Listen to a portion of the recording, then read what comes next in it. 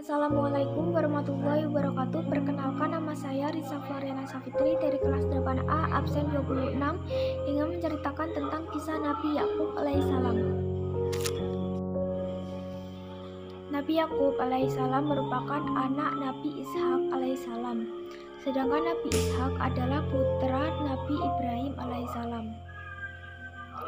Dengan demikian, Nabi Yakub alaihissalam ialah cucu Nabi Ibrahim alaihissalam.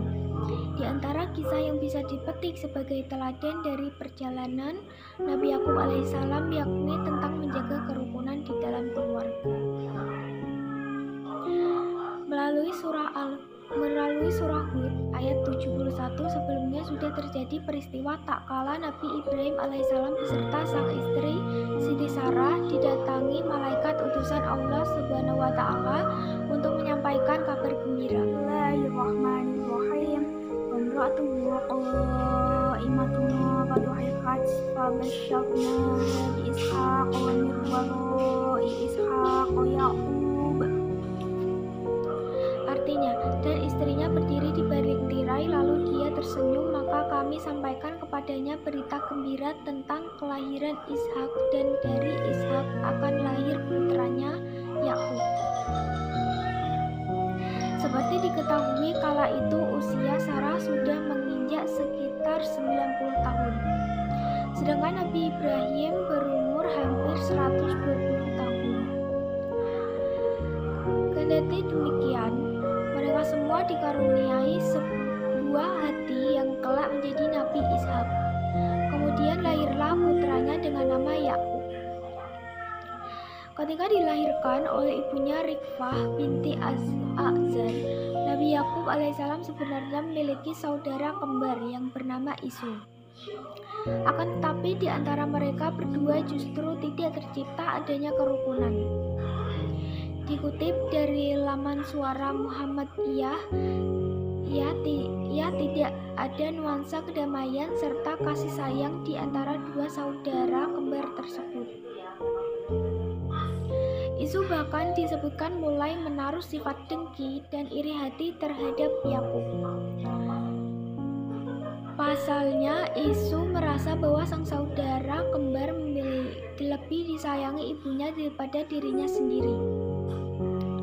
Kebencian itu semakin memuncak kala ia mendapatkan kabar bahwa Yakub sudah diajukan Rifkah untuk didoakan dan diberkahi oleh Nabi Ishak selaku ayah. Melihat situasi yang semakin memburuk, Yakub mencoba meminta saran kepada ayahanda mengenai solusi terbaik dalam bersikap terhadap Isu.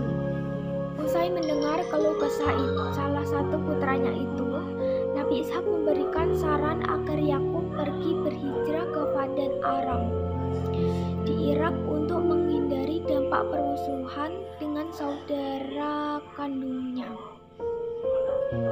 Akhirnya pergilah Yakub ke negeri Irak. Di sana ia menemui saudara ibunya yang bernama Laban. Kelak, dua anak Laban yakni Laila dan Rahel dijadikan istri oleh Nabi Yakub alaihissalam. Dari istrinya Rahel itulah kemudian lahir Nabi Yusuf alaihissalam. Sebagai seorang ayah yang baik, keteladanan yang juga bisa diambil hikmahnya dari kisah Nabi Yakub alaihissalam diantaranya adalah ia mendidik anak-anaknya dengan pendidikan yang bagus. Selain itu, ia juga memberikan nasihat dan menyelesaikan masalah mereka dengan bijak. Salah satu pesan Nabi Yakub alaihissalam ditinggalkan kepada anaknya juga berkaitan dengan pesan ketakwaan kepada Allah Subhanahu wa taala. Al-Qur'an surah Al-Baqarah ayat 133 menyebutkan, Bismillahirrahmanirrahim. Am kuntum syuhada'a idh hadara Ya'qub al-maut idh qala li banihi ma ya'buduna min ba'di qalu na'budu ilahaka wa ilaha abaika Ibrahim wa Ismail wa Ishaq ilaha wahida wa nahnu lahu muslimun.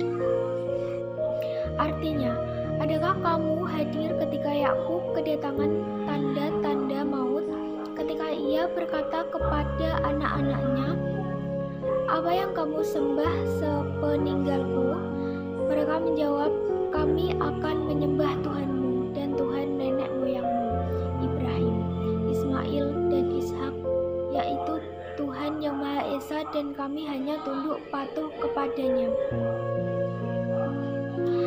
Sekian kisah Nabi Yakub alaihissalam dari saya. Wassalamualaikum warahmatullahi wabarakatuh.